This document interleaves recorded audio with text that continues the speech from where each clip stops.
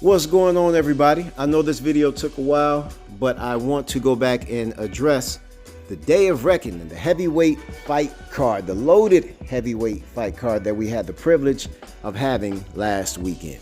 I'll only address the fights that I personally got to see, and I'll start with my man Frank Sanchez. Frank Sanchez, I've been trying to tell people about Frank Sanchez over the past 2, maybe 3 years.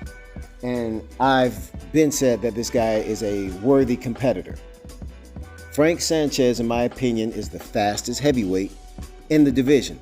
He has the fastest hands, he has the fastest feet, and he has a great IQ. The only quarrel that I have with Frank Sanchez is that he starts a bit slow. You know, it takes him a while to get that motor running. But after he gets the motor running, it's trouble. He has knockout power, he has great IQ, and he has hella speed. I think Frank Sanchez should start fighting some of the top 5 fighters right now. It's time. It's definitely time. Him and Zhilong Zhang have really stirred up the heavyweight division and put them on notice. So it's time for these guys to start getting those opportunities, in my opinion. Next will be Dimitri Bivol. He fought Lyndon Arthur. Bivol looked like typical Bivol to me. He has a very awkward style, in my opinion. Very, very, very awkward style, but he gets the job done. He did have Lyndon Arthur hurt for a moment. I believe he did take a knee or whatnot, but he didn't finish him. And that's my only quarrel with Bivol, is he's not knocking out these guys or stopping these guys at the top level or at the highest level. He's going to run into trouble when it comes to Beterbiev if he does not get some more power in those hands and start stopping these individuals. Beterbiev can take shots just like Bivol can take shots. But Beterbiev is looking to punish, and he's going to knock out his opponents. I think Bivol needs to stay away from Beterbiev until he's able to actually start putting some more power behind those awkward combinations. Awkward and effective.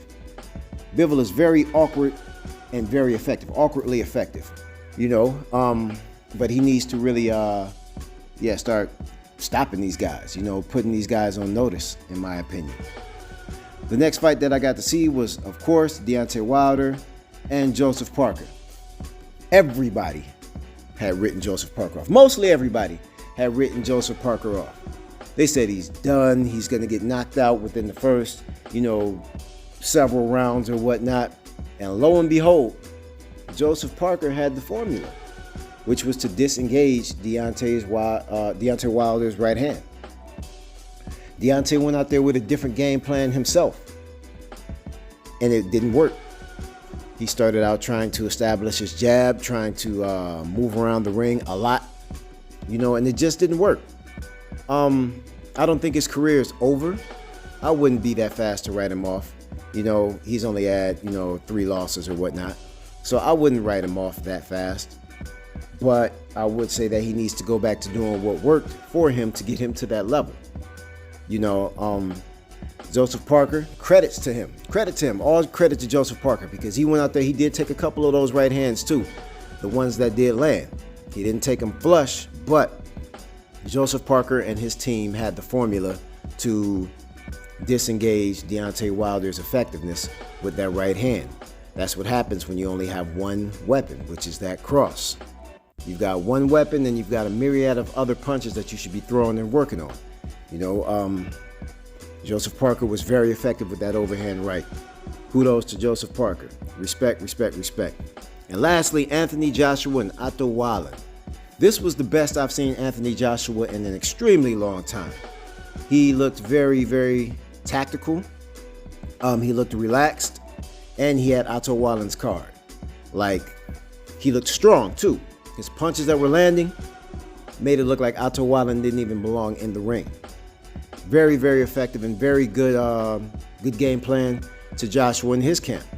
His punches, his counters coming off of Otto Wallin's cross was right on point.